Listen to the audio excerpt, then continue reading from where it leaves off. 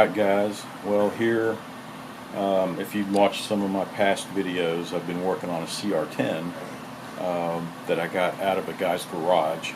I've been working on it, upgrading it, getting it, trying to get it to work normally, but doing a lot of upgrades to it too. It's been pretty fun. But let me show you the latest little development and how I did some troubleshooting to find out what was going on. Alright, so here's the CR10, and you can see I made some modifications to it. On the past videos you can see where I added, so it'll have the dual Z-axis on it, and then I even added, even though it does have the its own motor and everything, and they're supposed to be in sync, when the system is off, one can move freely while the other one doesn't. So I added that timing belt here on the top, so when one moves, the other has to move, right? That's the whole idea. So, and I don't know, you could, I've seen some other kits, you can probably do away with that, with the actual motor, if you're going to tie it in like that. But I think it'll be a little more precise if you use the motor, and use the timing just to prevent it from moving without the other one moving, you know what I mean? So it's just kind of a fail-safe. I didn't want that to be the main source of linking that whole rod, if that makes sense. I think it's better to have both motors and use that as a preventative, not as the sole source. But anyway, when I was printing off, I started to get shifts on the y-axis. So this is positioned this way, and then you look at this, and this is a mild case. I had one that just shifted way off, but you can see how there's the shift. I think it was positioned that way. But anyway, so I went through and I was like, well, I'm going to replace the belt. I even swapped a motor on it, and while I was doing that, I went ahead and converted it over to a direct drive, and I got the pancake motor up here, and then I took that motor and replaced that. But then that's when this happened, right? That's before I had, like I said, an extreme case. So I was like, man, what is going on? So I took all this apart, and I was like, is it a wiring issue? So I bypassed, you can see there's the factory wire, and here's, I bypassed it, ran my own cable. And if you ask me, I think it didn't make any difference. I'm about to swap it back off and test, because while I was doing that, I took all this off and I noticed, you know what? This power supply has been worked on before. There are a bunch of missing screws on it. And I noticed that because I was trying to quiet it down. I knew it was pretty loud. And so when I took that off and I was tightening down the fan so that it wouldn't rattle around so much, and when I did that, that's when I noticed some of the cables under here were coming loose, because you got to figure this is upside down now, so when it's right side up, the board is hanging off the top, right, and all the cables were hanging. And while it was really noisy, I was always shaking the box and trying to get the fans to shut up. And so I think that was the problem. The cables were kind of dropping, especially on the oh, my glue gun is falling over.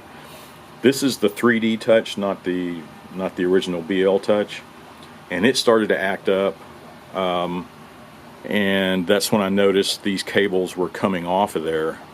And what I'm going to do, and I think that's the problem, I'm going to put all the cables back on, and I'm going to hot glue them down so that they won't drop off while it's hanging upside down, right? And I think that was the problem. So I've got my hot glue gun. It looks like it's hot finally, so I'm going to go ahead and touch this up, and I'll come back to show you what it looks like. I'm just going to, you know, drop them down on some of the key cables, and I think I'm going to swap this back to the factory cable. And then I'll do a test run and see if it's still, you know, missing some steps and stuff. But I think that was because of me, right? With this thing being so noisy and I was banging around the box, it just started to piss me off. But it's from me banging it around and the cable's coming loose. So other than that, it was running great. But we'll see again. I really want to get this thing running. It's so close, and I did a lot of key modifications to it that I think were, you know, pretty helpful. And I went ahead and swapped the belt out, both belts actually. Yeah, but we'll take a look after I get through gluing all these cables down. Alright, so I powered it up, and at first that rear fan back there was kind of noisy, but you know the way that goes sometimes, especially like these Ender 3s. That's where all the noise is coming from. Actually, I have a few printers up and running, but they're noisy when they first turn them on, and then they quiet down. But at least this one is absolutely quiet now. Before it was just loud as hell. So I'm going to leave it in this state. We'll see what I can find to do a test print. I'm going to preheat everything. Yeah, I hope this does the trick. So I do want to get this thing going. And as far as all this goes, I can't stand this box. You know, sitting over here, I'm going to prop this up. I'm going to put some legs on this thing, prop it up a little bit, so it'll have its own little cavity under here where I can stuff all this stuff. Just like this, this is an Ultimaker 2 clone, and I'm going to do something similar down here. I'm going to do it on the CR10 and mount the board, power supply, and all that good stuff underneath. And I won't have to mess with that external box. That's always a pain in the butt. So, well, I'm going to test print and we'll see how it looks. Alright, it's almost finished, and you can see I barely have enough filament left to... Yeah, that's perfect.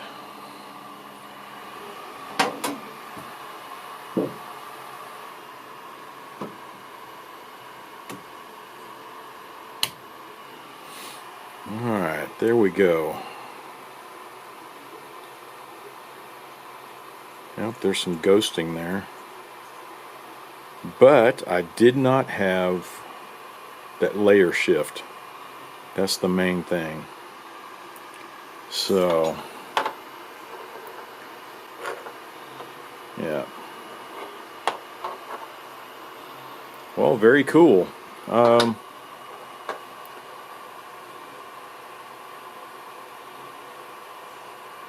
So I'm still not comfortable. You know, this is going to be a decent printer, but I've got these Ender 3s tuned in so good, where I don't have to worry about them at all. You know what I mean? With those Ender 3s, I can leave them alone and not have to worry about them. And one of them I do have a Raspberry Pi on with the camera on it. I'm going to fix up another one like that, and probably the CR10 like that also. But with the CR10, I've never been confident enough just to let it go. I mean, I'm constantly having to check on it, you know. But yeah, it looks like this piece turned out acceptable. But hang on just a second. So I went through all that, printed off this piece, and they're coming out okay. I think even my cat likes them. So I decided I'm going to go ahead and print off some of the other pieces for this product that I produce. But let me show you what I got. Yeah, so I went and printed these off. Look at that shift. I'm talking, it's a continuous even shift all the way back. Isn't that something? I was like, well, crap, I'm going to try it again. And this time it was still a continuous shift in the Y coming back this way. Not as bad as this one, but it's still there. I was like, man, what is going on? And I forget what I was doing. I think I had just pulled this off, and I was looking at it, and I was going to think, well, because I'd already hot glued all this stuff off, you know, tightened down the power supply. It's all quiet now, and nothing's jiggling around. I was checking all the cables, and I was thinking, well, it's got to be, I wonder if it's, maybe it's a bad stepper driver, you know, on the board. Because the board is not that old. I'd replace this. This is one of the, what is it, the SKR mini E3s. And so it's nice and quiet. It's actually a nice board. I have this board on I think all three of these Ender 3s here have been upgraded to this. But anyway, I was like, well, you know, I that must be it. I mean, I'm trying to troubleshoot it down, and all of a sudden I took a glance up and went, oh crap. So sorry to say, all of these weird prints was due to my ignorance. And and let me show you what I found. Yeah, so I was just moving this back and forth and taking a glance, wondering what the hell to do next. And I looked over and went, holy cow. Well, here it is corrected, but I had replaced the belt, and I had it inside out. So it was just slipping. There was, you know, the knurled part was on the outside, so it was just slipping on that motor. Yeah, I just felt like an idiot after that. You know, I never saw it, but it was, that's what it was. Yeah, so I felt pretty ignorant after that. But, so I went back and flipped the belt. Everything's running great. And let me show you some of the parts that I printed off. Yeah, so there's this one. See how that one was shifted? It's supposed to look like that. And these are coming out perfect now. And this I did switch over. This is the PLA carbon fiber. And printing very, very well. I mean, I'm pretty pleased with it. So, yeah, so that was my troubleshooting. Yeah, so it wasn't that hard to figure out, but once I did, just being from my ignorance when I put that belt on, I wasn't even thinking, you know. I just put it on there and ran with it and discovered it later. So, but at least I went through and I did hot glue everything down. I have the power supply much quieter. The whole machine is running much better. But and that was just all the tweaking I did trying to troubleshoot this thing. So, but I found the root cause, and it is now working and printing off great, I have to say. So that's it. Don't get discouraged if you're having trouble like this. Just go back and forth and think about it. Don't rush it. And this happens to me a lot. All of a sudden I'll look at something and go, oh, that was it. You know, I worked my way around it. But that being said, everything is working fine. I'm going to put this thing back together.